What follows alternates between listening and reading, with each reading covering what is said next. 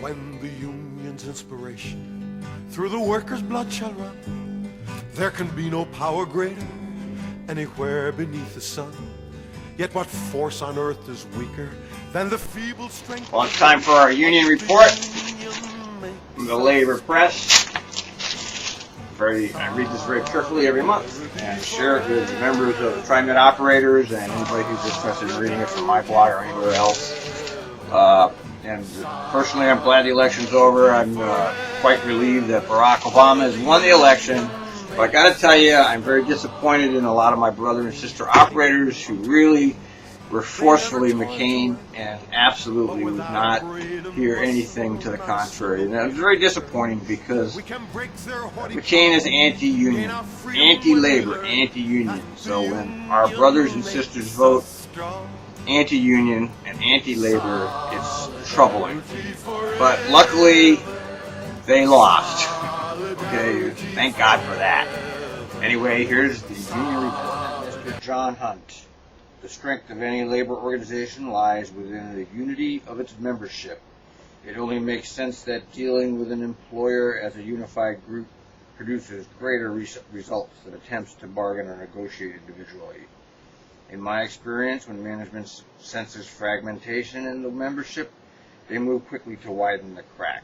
It's unfortunate, but probably inevitable, that from time to time there are going to be disputes erupting between members. Some of these will be quickly and quietly resolved, but some of these will become ongoing.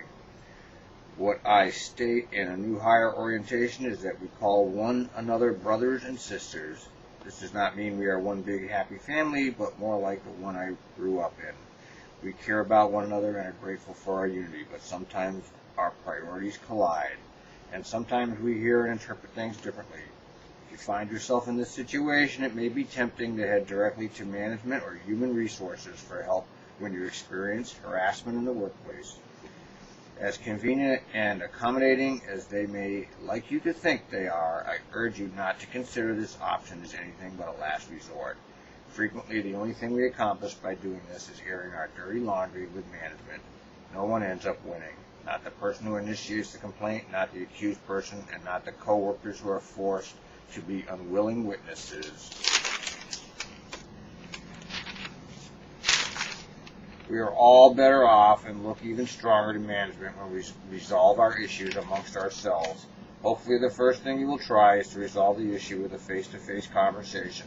If you feel that a conversation in these circumstances will do nothing but escalate the conflict, you may try to capture what you're thinking and feeling by writing a letter and encouraging the person with whom you are having issues to respond in kind.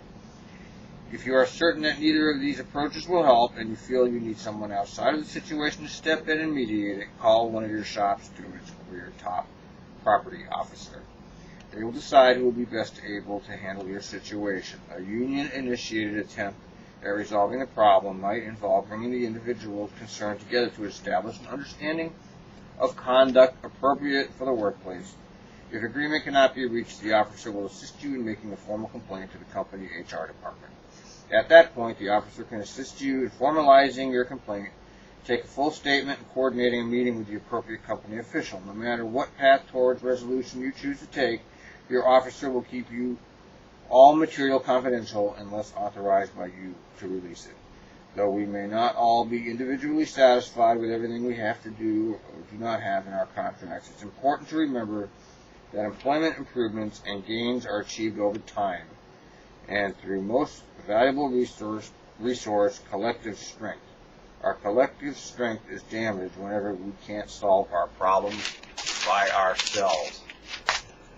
Well, that sure sounds like something that we were covering, possibly the Alan Fox situation. David K., TriMet Pal Maintenance. We have no new grievances this month. Work on other issues has been successful. The member was paid 8 hours at overtime rate because of a misinterpretation of the hours of service policy. The member was not asked to work because of the policy, but in fact was not covered by the policy.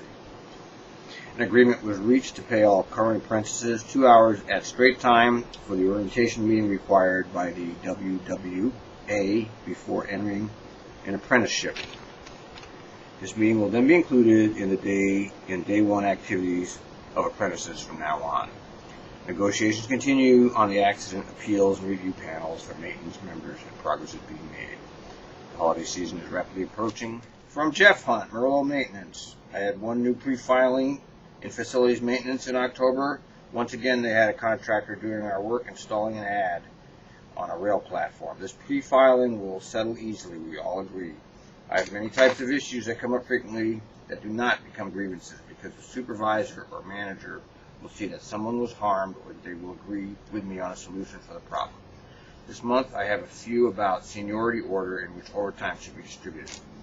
At step 3 I had one termination. I won't go into details except to tell you that the person facing it was offered the option of withdrawing their grievance and resigning. They accepted the offer.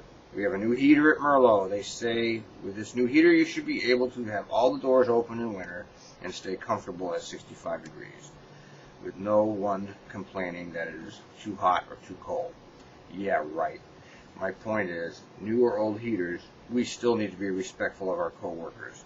The pit netting meeting is on its way.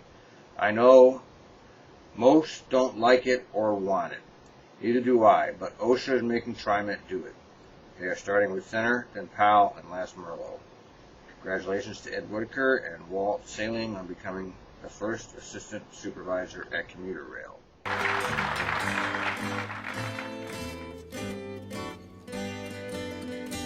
When the union's inspiration through the workers' blood shall run, there can be no power greater anywhere beneath the sun. Yet what force on earth is weaker than the feeble strength of one? But the union makes us strong. Solidarity forever. Solidarity forever. Solidarity forever.